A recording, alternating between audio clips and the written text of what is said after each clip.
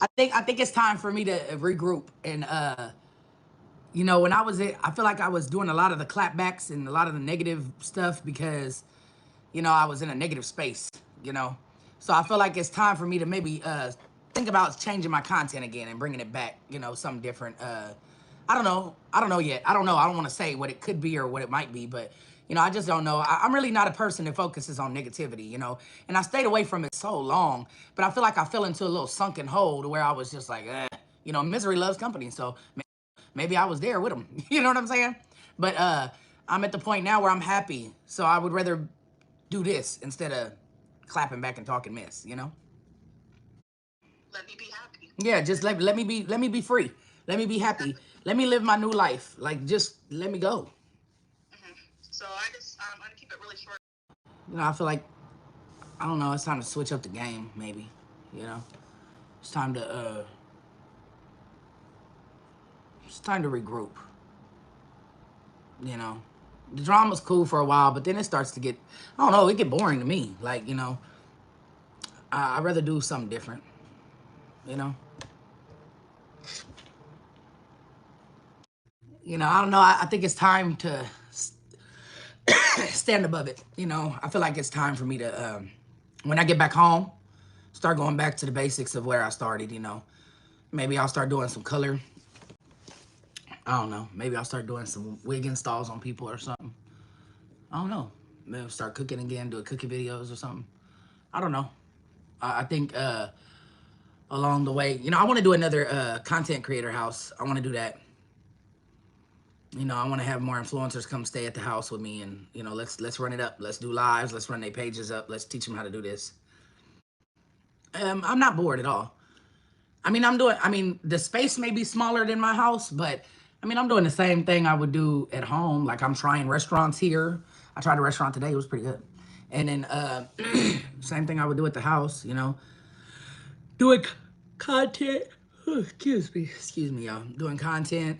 Went shopping. Same thing. I'm doing the same thing I would do at home. Took her to work. I'm gonna go pick her up as soon as she's off.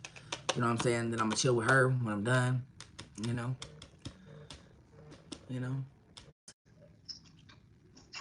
No, I'm not. I'm not sharing Whitney because I don't want to share her. Period. I don't want. I couldn't see myself letting somebody else be touched by her at all. Okay. You know. Um, but with her, nah, I'm not sharing her. I don't want to. So my other question for you, and I hope that situation. Well, that's not true because if I wouldn't have been cheated on in the beginning, we wouldn't have been where we was. So that's not true at all. Oh, okay. Well, see, we don't. Like All I know. said, there's a lot to the story that don't get told, Right. so it doesn't Right. matter. And then my next question, and my last question for you, and I'm gonna get off and off. I don't. Okay. I have to disagree with you when I say that I don't feel like you've ever seen me as excited as I've been with Whitney at all. I may have been like, yay, but I've never had this. It's not the same. And I've never even had anybody who wants to give me their all or even said it with their own mouth. You know what I'm saying? So I know that's not true. But as far as me protecting myself from getting hurt, I'm not protecting myself from getting hurt at all. If something happens and I get hurt, I'm gonna get hurt. If something happens and I get hurt, I'm gonna get hurt. You know, if I go into this half-ass loving her, then I'm not loving her for real. If I go into this with like cutting my emotions halfway off, then it's not real. So if it's meant to be for us to be together, we're gonna be together. And if it's not, then I'm gonna end up hurting the end, and it's just gonna be another chapter in my story. That's nothing but respect. I can understand that. I can't half-ass love nobody. I don't. Maybe other people can, but I don't know how to halfway love you.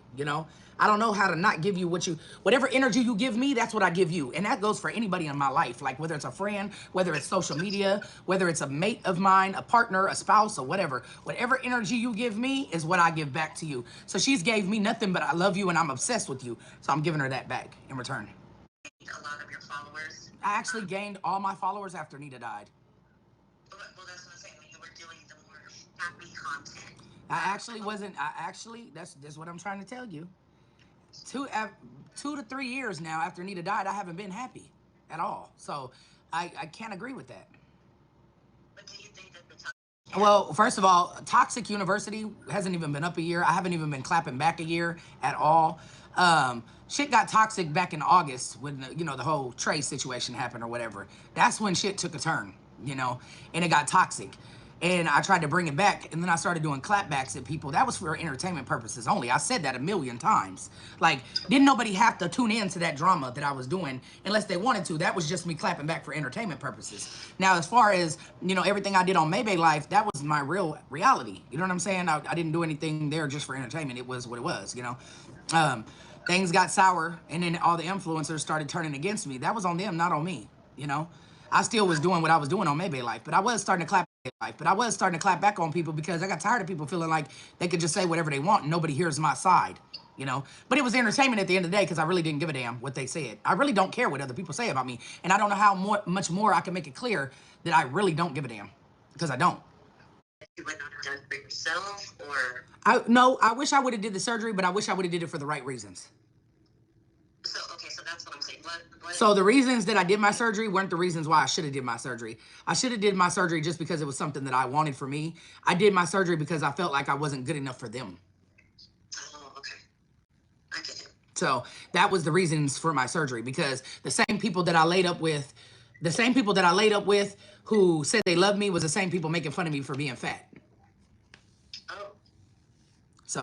So. Yeah, see, I think that's just... And it really fucked my head up. You know, it really did. Like, when I tell you that I've been through a lot in these relationships that I didn't mention or never said, because I'm not the type that need nobody to defend me. I'm not the type that needs somebody to feel sorry. I don't want to do no woe me. You know what I'm saying? Me. You know what I'm saying? Because I feel like if I wasn't ready to cut the situation off or change it, then I have no right to complain about it. Life, you're supposed to be a part to help me when I'm falling. Right. You're supposed to be there to pick me up when I'm drowning. You gonna let your baby just drown in the bathtub? Or you gonna pick the baby up? Right. I'm your baby. I'm your precious cargo, right? I'm the person that you claim to love, you know? So you're just gonna watch me just drown? You don't love me like you say you do. That's not love. And for the record, I'm not shedding no tears over Ivan, okay? Well, no. I was over here crying about my sister being gone. Your sister, exactly. You know, I wasn't crying over nobody else. I was crying over my sister. Let's let that get correct. And wait, look.